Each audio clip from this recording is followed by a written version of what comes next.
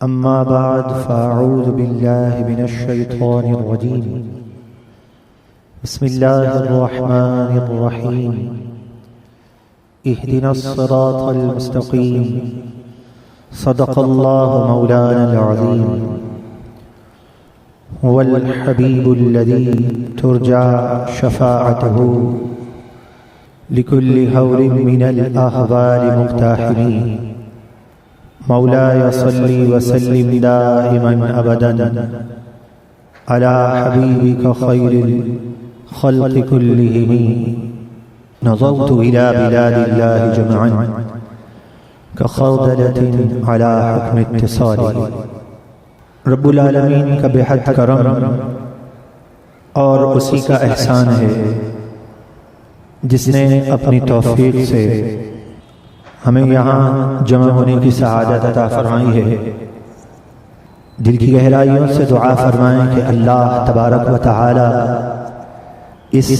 محفل کے عنوان کی لاج کو پورا کر دے اور اس محفل میں شامل ہر ایک پر اللہ تبارک و تعالی نور اور عرفان کی اس بارش کا نزول فرمائیں کہ جس سے ہمارے سینے روشن اور منور ہو جائیں، اور سیدنا امام موسیٰ کاظم رضی اللہ تعالی عنہ کی برکتیں وہ ہم تمام پر نازل ہوں کہ ان برکتوں کے نور سے آج اس مبارک محفل میں ہم وہ پاکیزہ فکر اور سوچ لے کر یہاں سے اپنے گھر کو لوٹیں کہ حقیقتاً پھر دل یہ پکار رہا ہو کہ اس محفل میں اللہ کے فضل و احسان سے غیبی مدد شامل حال ہو گئی. قرآن مجید فرقان حمید اللہ تبارک و تعالیٰ کا روشن مبارک عظمت رفعت اور بلندیوں والا کلام ہے کہ جب کوئی قرآن مجید فرقان حمید سے حقیقتاً الفت اور محبت قائم کر لے تو اللہ تبارک و تعالیٰ کا کلام اسے نور بھی عطا کرتا ہے، ہدایت اور بلندی کی اس منزل پہ پہنچا دیتا ہے کہ فرمایا گیا کہ جب قیامت کا دن ہوگا تو اللہ تبارک و تعالی قرآن سے محبت کرنے والے کو کیا فرمائے گا کہ قرآن پڑھتا چلا جا اور اپنی منزلیں طے کرتا چلا جا. آج کی اس مبارک محفل میں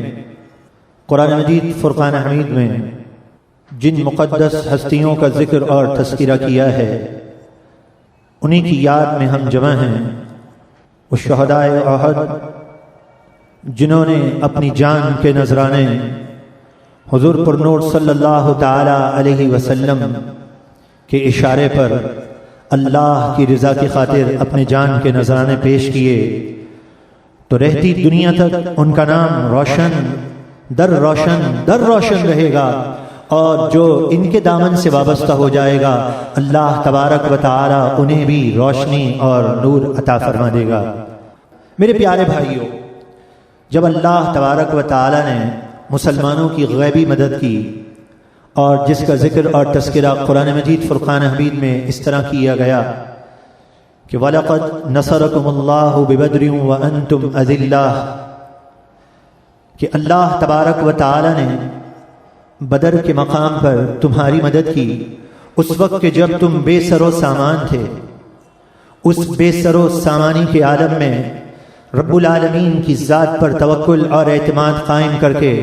صحابہ علیہم رضوان اللہ کی رضا کی خاطر جب انہوں نے اپنے قدموں کو بڑھا دیا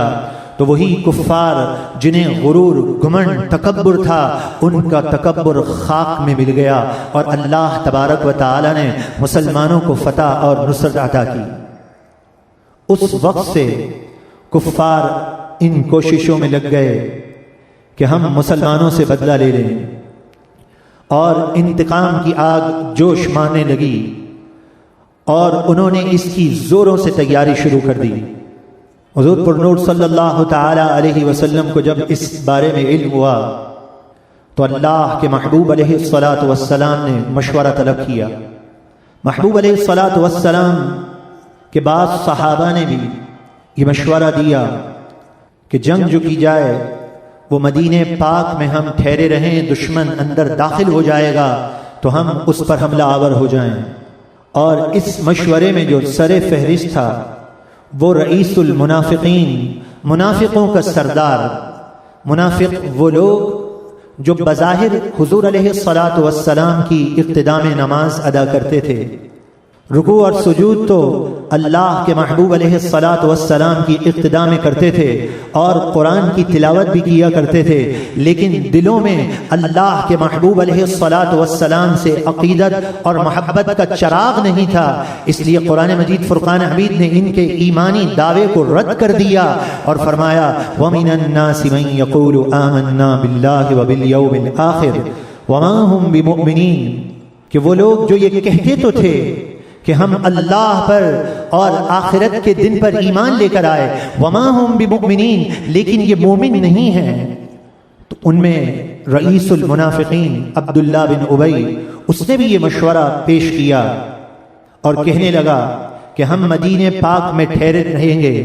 مدینہ پاک سے ہم باہر نہ نکلیں، اور جب دشمن آئیں گے تو ہم ان پر حملہ آور ہو جائیں۔ حضور پر نور علیہ الصلاۃ والسلام کے بعد صحابہ، خصوصاً وہ نوجوان، اور روایت میں آتا ہے کہ سید الشہداء حضرت حمزہ رضی اللہ تعالی عنہ نے یہ مشورہ دیا کہ یا رسول اللہ صلی اللہ تعالی علیہ وسلم، ہم مدینے میں ٹھہرے رہیں، دشمن کا انتظار کریں، اس میں مجھے بزدلی معلوم ہوتی ہے۔ جرت بہادری کا تقاضا تو یہی ہے کہ ہم اپنے قدموں کو آگے بڑھا دیں اور دشمن ہمارے شہر میں داخل نہ ہونے پائے اور ہم دشمنوں پر حملہ آور ہو جائیں۔ سید الشہداء حضرت حمزہ رضی اللہ تعالی عنہ نے جب یہ مشورہ دیا تو ساتھ ہی ساتھ آپ نے یہ کہا میں کھانا اس وقت تک نہیں کھاؤں گا کہ جب تک میں اپنی تلوار کو لے کر دشمن کے مقابلے کے لیے مدینہ پاک سے میں باہر نہ نکل جاؤں۔ یہ حضرت حمزہ رضی اللہ تعالی عنہ کے جذبات تھے جو یہ کہتے ہیں کہ اللہ کے محبوب، میں کھانا نہیں کھاؤں گا، میں چین سے نہیں بیٹھوں گا، مجھے اطمینان نصیب نہیں ہو سکتا ہے کہ دین کے دشمن ہمارے شہر میں کیسے داخل ہو سکتے ہیں۔ میں اپنی تلوار کو لے کر دشمنوں کے مقابلے میں آ جاؤں گا، اور جب تک میں اپنی تلوار کو لے کر دشمن کے مقابلے میں آ کر اپنے شہر سے باہر نہ چلا جاؤں، نہ میں کچھ کھاؤں گا نہ پیوں گا۔ اور آپ نے جمعۃ المبارک کا وہ دن تھا، روزہ رکھ لیا۔ امیر طیبہ سید الشہداء کے یہ جذبات تھے۔ آپ کی مبارک سیرت ہمیں کیا پیغام دے رہی ہے؟ آج کوئی ایک رسمی جلسہ نہیں ہے، آج ہم اس لیے یہاں پر جمع نہیں ہوئے کہ تھوڑی دیر جمع ہونے کے بعد ہم اپنے گھروں پر ویسے ہی واپس لوٹ جائیں گے۔ آج سید الشہداء کی شہادت کے سلسلے میں ہم یہاں پر جمع ہوئے ہیں۔ وہ جانثار صحابہ علیہم رضوان جنہوں نے اپنی جان کا نذرانہ پیش کر دیا، ان کے مبارک زندگی پر غور کرنے کے لیے ہم جمع ہوئے ہیں کہ مارکا جب وجود میں آیا تو اس کا ایک سبب یہ بھی ہے کہ اس مارکے کو مدینہ پاک سے باہر جا کر اگر لڑا جائے گا تو اس میں سب سے سبقت کی رائے جو رکھتے تھے وہ میرے اور آقا پیشوا اور رہنما منبع جود و صفا سیدنا حمزہ رضی اللہ تعالی عنہ ہیں، جو یہ کہہ رہے ہیں کہ یا رسول اللہ، میں اس وقت تک کھاؤں گا نہیں جب تک میں اپنی تلوار لے کر دشمن کے مقابلے میں آ جاؤں۔ حضرت حمزہ رضی اللہ تعالی عنہ ہمیں کیا پیغام دے رہے ہیں؟ حضرت حمزہ رضی اللہ تعالی عنہ اپنے ماننے والوں کو یہ پیغام دے رہے ہیں کہ اے میرے ماننے والوں، کسی لمحے بھی تمہارے اندر بزدلی نہ پائی جائے، شجاعت، جرت، بہادری اپنے اندر اس طرح پیدا کر لو کہ دشمن جو ہے جب تمہارے مقابل ہو تو وہ یہ سمجھ لے کہ اللہ کے رسول کے شیر ایسے ہوتے ہیں جو دشمنوں سے ٹکرا جاتے ہیں، جو اپنی جان کی پرواہ نہیں کرتے، وہ بزدل نہیں ہوتے، جو رسول اللہ کے سچے غلام ہوتے ہیں۔ حضرت سیدنا حمزہ رضی اللہ تعالی عنہ کے مشورے کو قبول کر دیا گیا۔ جانثار صحابہ جن کے الفاظ روایتوں میں اس طرح بیان کیے گئے کہ جو جامع شہادت کو پانا چاہتے تھے، بدر کے میدان پہ جو جا نہیں سکے تھے، وہ اللہ کے محبوب کو اصرار کر رہے تھے کہ اے اللہ کے محبوب علیہ الصلاۃ والسلام، ہم دشمن کا مقابلہ اپنے شہر سے نکل کر کریں گے۔ اللہ کے محبوب علیہ الصلوۃ والسلام نے ان کے مشورے کو قبول کر لیا۔ واضح رہے کہ یہ وہ جنگ ہے کہ جس جنگ کی تیاری دشمن اس طرح کر رہے تھے کہ انہوں نے اپنے بڑے بڑے رؤساء کا بدلہ لینا تھا۔ اس کی تیاریوں کے لیے انہوں نے مال کی فراوانی کو صرف کر دیا تھا، اور دشمن اس طاق میں تھا کہ ہم بدلہ لینے میں کامیاب ہو جائیں۔ یہاں رسول اللہ علیہ الصلوۃ والسلام کے جانثار صحابہ احد کے میدان کی طرف بڑھتے ہیں۔ ان کے جذبات ہیں، ان کی جرت ہے، ان کی بہادری ہے۔ اسلام کو نقصان پہنچایا، منافقوں نے نقصان پہنچایا۔ ایسے ہمیشہ نقصان کا ہی باعث ہوتے ہیں جو بظاہر تو کلمہ پڑھ لیتے ہیں، لیکن جب مصطفیٰ جان رحمت صلی اللہ علیہ وسلم کی عظمت کی بات آتی ہے تو انہیں برداشت نہیں ہوتا۔ ایسے لوگ اسلام کے دشمن ہوا کرتے ہیں۔ اسلام کے دشمنوں نے سازشیں کر لی، اور کتنی بڑی سازش تھی میرے پیارے بھائیوں، اسے بیان کرنا اور سننا بہت آسان ہے۔ سازش یہ کی گئی کہ صرف 1000 کے لشکر میں یہ 300 ایسے افراد تھے باغی جو مسلمانوں کی صف میں شامل ہو گئے، اور ان کا جو رئیس تھا اس نے کہا رسول اللہ علیہ الصلوۃ والسلام نے ہماری بات نہیں مانی، ہم بدلہ لیں گے۔ اور کہا بدلہ کس طرح لیں گے کہ مسلمانوں کی صف میں ہم داخل ہو جائیں گے، 300 افراد ایک ساتھ نہیں رہیں گے، کچھ ایک صف میں، کچھ دوسری میں، کچھ تیسری میں، کچھ چوتھی میں، اس طرح ہم منتشر ہو جائیں گے، اور جیسے ہی جنگ کی ابتدا ہوگی ہم اپنی صفوں سے نکل کر بھاگ جائیں گے۔ اس طرح غیروں کو یہ پتا چلے گا کہ مسلمانوں کے حوصلے پست ہو گئے ہیں اور غیروں کے حوصلے بلند ہو جائیں گے۔ یہ منافقین اس طرح بظاہر مسلمانوں کی صف میں شامل ہو گئے، اور یہاں صحابہ علیہم رضوان بلند ہمتوں کے ساتھ ہیں۔ جب جنگ شروع ہوئی تو کیا ہوا؟ منافقین بھاگنے لگے۔ اللہ کے محبوب علیہ الصلوۃ والسلام نے مسلمانوں سے یہ فرمایا تھا کہ 50 تیر انداز، جنہیں یہ کہا تھا کہ اس ٹیلے پر تم کھڑے ہو جانا، ان کے چہرے کا رخ جنگ جہاں ہو رہی ہے اس طرف نہیں تھا، ان کے چہرے کا رخ مدینے کی طرف تھا۔ اللہ کے محبوب علیہ الصلوۃ والسلام جنگ کی حکمتوں کو جانتے تھے، دانائی میں آپ ممتاز حیثیت کے مالک ہیں۔ آپ نے یہ تیر سوار یہاں پر رکھے تھے، کہیں ایسا نہ ہو کہ جب جنگ شروع ہو جائے گی تو کہیں دشمن جو ہے پیچھے سے حملہ آور ہو جائے تو یہ یہاں پر تیر انداز موجود ہوں گے، تو یہ تیر انداز دشمنوں کو پسپا کر دیں گے۔ یہاں جنگ شروع ہو گئی اور منافقین بھاگنے لگے۔ اس تمام جنگ احد میں ایک وہ شخصیت بھی تھی کہ جن کے بارے میں یہ آتا ہے کہ آپ کے صرف ایک ہاتھ میں تلوار نہیں تھی، آپ کے دونوں ہاتھوں میں تلوار تھی۔ یہ ایسا سخت موقع تھا کہ جب منافقوں کا نفاق ظاہر ہوا، منافقین جو ہے اپنی صفوں سے بھاگنے لگے۔ ہمت طائفتان منکم ان تفشلا واللہ ولیہما، تو اس وقت دو گروہ نے، طائفتان، دو گروہ نے یہ ارادہ کیا ان تفشلا، کہ وہ بھی بزدلی دکھا دیں، واللہ ولیہما، اور اللہ ان کا مددگار، اللہ نے ان کی مدد کی۔ اور اللہ تبارک و تعالی ارشاد فرماتا ہے وَعَلَى اللَّهِ فَلْيَتَوَكَّلِ الْمُؤْمِنُونَ، اور مومنوں کو اللہ کی ذات پر توکل اور اعتماد کرنا چاہیے۔ قرآن مجید فرقان حمید کی یہ وہ آیت کریمہ ہے جو آج کے اس درس قرآن کے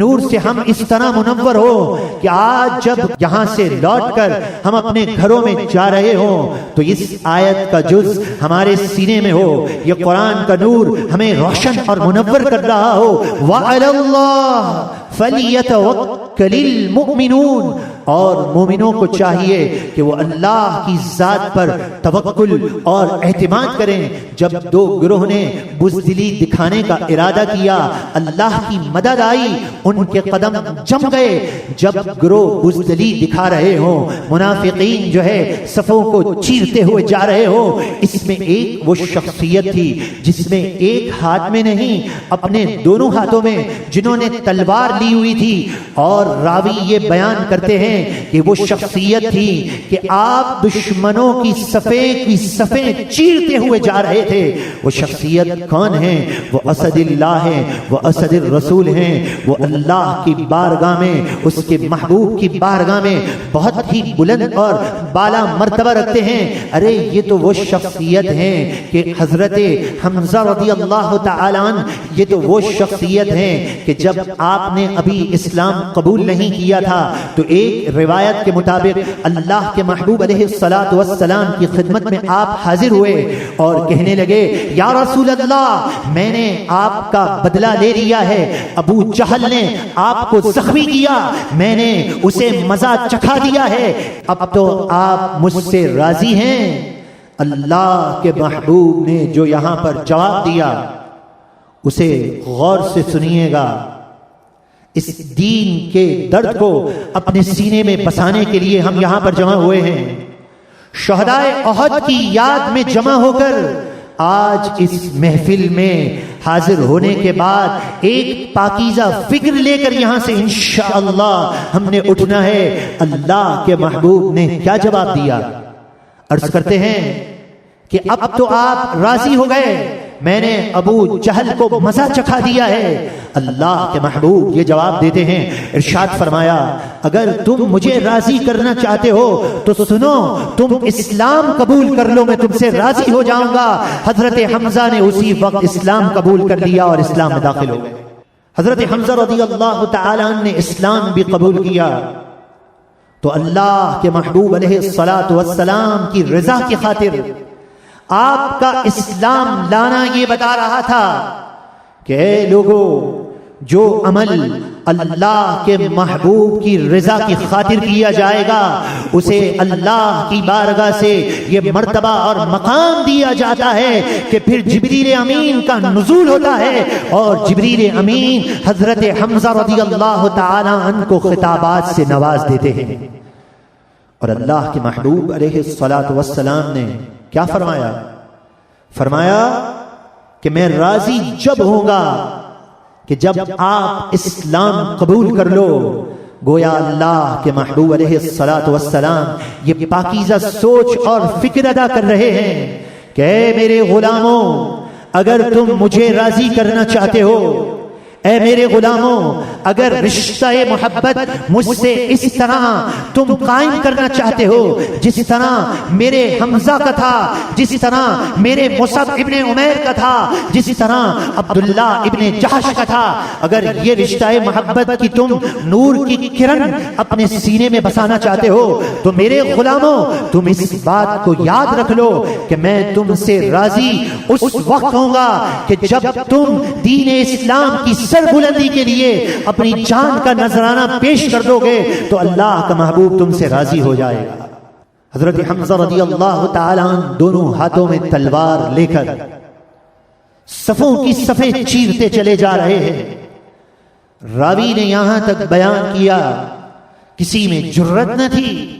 کسی میں ہمت نہ تھی، کوئی تاب نہیں لا سکتا تھا کہ امیر طیبہ، فاعل الخیرات، کاشف الکربات سیدنا حمزہ رضی اللہ تعالی عنہ کے مقابلے میں آ سکے۔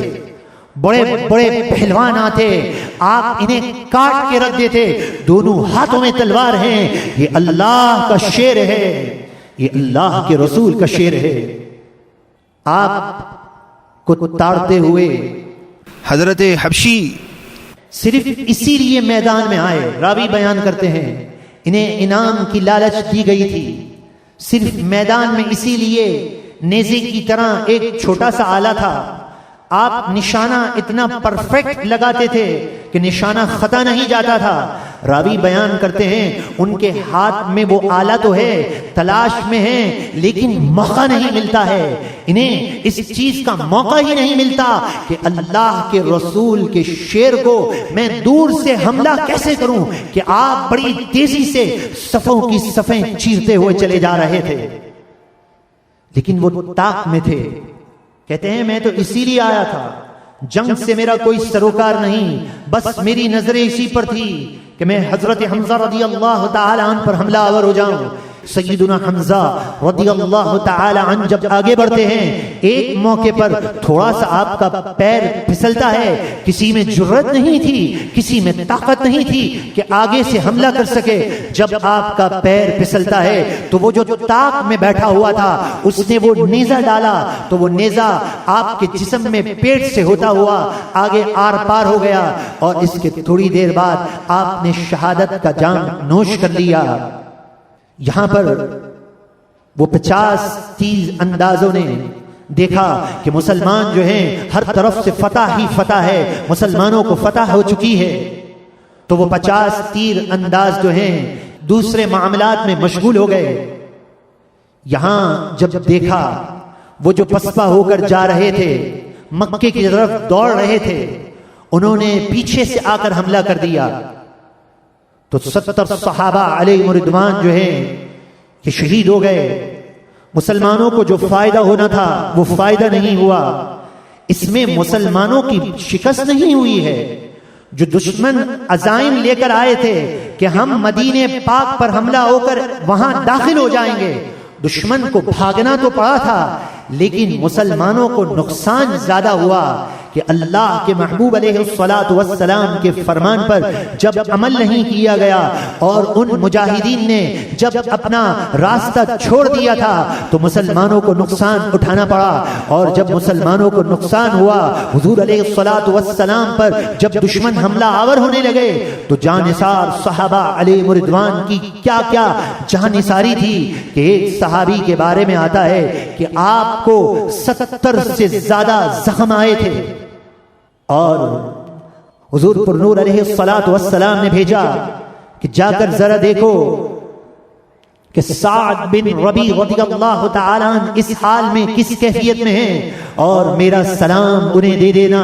جب حضور علیہ الصلاۃ والسلام کے صحابی وہاں پہنچے تو یہ صحابی رسول ہیں، کیا ان کے جذبات ہیں۔ پیارے بھائیوں، آپ کو معلوم ہے سعد بن ربیع تو وہ صحابی ہیں جن کا کوئی بیٹا نہیں تھا، صرف بیٹیاں ہی بیٹیاں تھیں۔ 70 سے زائد زخم آپ کو آئے ہیں۔ اللہ کے محبوب کا سلام جب آپ کو دیا گیا اور پوچھا گیا اس کیفیت میں آپ کے کیا جذبات ہیں، تو صحابی رسول یہ جواب دیتے ہیں کہ اللہ تبارک و تعالی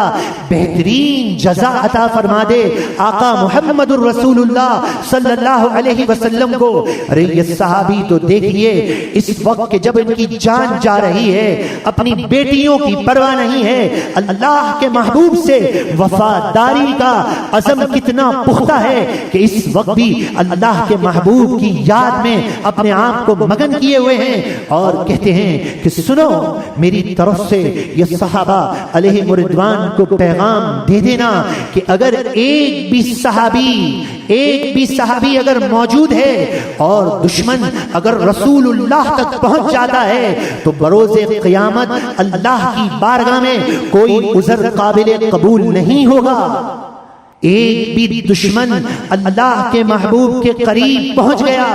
تو بروز قیامت یہ عذر قابل قبول نہیں ہوگا۔ میرے پیارے بھائیوں، آج اسلام پر کیسا وقت آ گیا ہے کہ اسلام کے نام لینے والوں کو آج نشانہ بنایا جا رہا ہے۔ آج اسلام پر کیسا وقت آ گیا